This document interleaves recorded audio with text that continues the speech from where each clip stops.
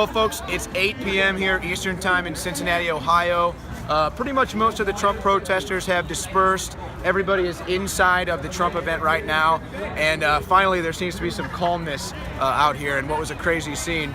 Now tell me, what did you witness out here, Glenn? You were here the whole time. You were talking about your experience. What do you think? Yeah, a lot of fear, a lot of, I would say, hatred, tension, anger. Definitely think the country is very divided, more so than I've ever seen it before. I don't think anyone wants to understand each other's point of view either, sadly. Had you ever been to a Trump event like this and experienced this before? I actually, when he came here back in early October, he did a rally here, and I did the same thing. I just came down to scope it out, see what's going on, just to get a vibe for where everyone is, how many people are down here. How would you compare it? When was that event? I think it was like early October. Okay, so not too long ago. No. Okay, so but would you say though, even in the month or two that's passed since then, what was there a difference? Did it feel the same? Yeah, it seems like the protesters were much smaller then. They took up about a street corner back then, right down under the bridge there. Not as much back and forth at that point. This was much more confrontational, louder, more people, and the rhetoric seems to have changed a lot.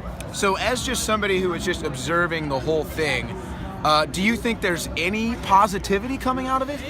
It's hard to see any positivity, really. It's a very ugly scene, and some of the things I've seen and heard, I don't know, man. It seems like it's a wounded country. I don't know. I don't see much positivity, though. I gotta be honest. I'd have to agree with that. It's definitely been wounded. It's definitely been divided, and we just have to make sure we don't get conquered. And I feel like, unfortunately, some people think that that's what Donald Trump is, the conquering of this country. But you know, I don't know if you think, I don't know what your politics are, Glenn. You're just, to me, a neutral observer. Yeah. But even myself, as somebody who came here to support Donald Trump, I was engaged in what he was talking about. I was just as guilty. But you know, I realize that we need to be open to other people's ideas. And I realize that we need to have open minds and open hearts, and that's how we can come together. And I think that the mainstream media is to blame for this. I don't mean to put you on the spot, Glenn, but what are your thoughts on that? I think so, because when you look at the coverage, they clearly want their stories and they want their ratings. So they're going to make it as hysterical as possible to get people to be afraid, because when you're afraid, you're going to rely on the news more and tune in more. So I think they want to stir it up and they want it to be as emotional as possible, and I think that emotion is causing, you know, fear, hate, all these things. I definitely think they had to take a lot of blame in this, for sure. Thank you, Glenn. Sure thing. And I will say that as someone who has now witnessed and experienced the stance that I've taken coming to these things fail, I realize it's time for me to change my stance. I don't know what I got to do to be effective out here and to try to unite people. Ultimately, that's what we want to do, right? But I would also encourage the protesters to change their stance too. This has got to be a two-way street, folks. We've got to do something that can bring us together.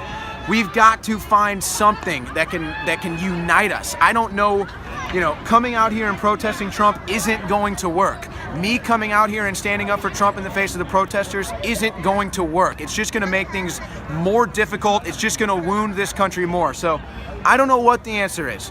I'm going to take a look at myself and try to change my stance when I approach these events. I don't know what the protesters can do. I don't know if they want to change their stance. I don't know if they want to unite with us. But that's our goal, because I do want to make America great again. I realize that's not Donald Trump's job. That's our job. And if Donald Trump can sit in there and speak all day long, he can say whatever he wants. He could sound exactly like Hitler, or he could sound exactly like George Washington. He could sound like Jesus. He could sound like the devil. It doesn't matter. If we're out here fighting with one another, we're never going to heal this country, okay? So I don't know what the answer is, but I'm going to really take it to heart to think about how we can quell the hatred towards one another based on political beliefs, and try to find the similar love that these humans out here have, because we are humans at the end of the day, and we all want the same thing, I'm guessing, at the end of the day. So we need to find a way to unite on that, regardless of who's president. If we're going to heal this country, that's what we have to do. This is Owen Shroyer for Infowars.com.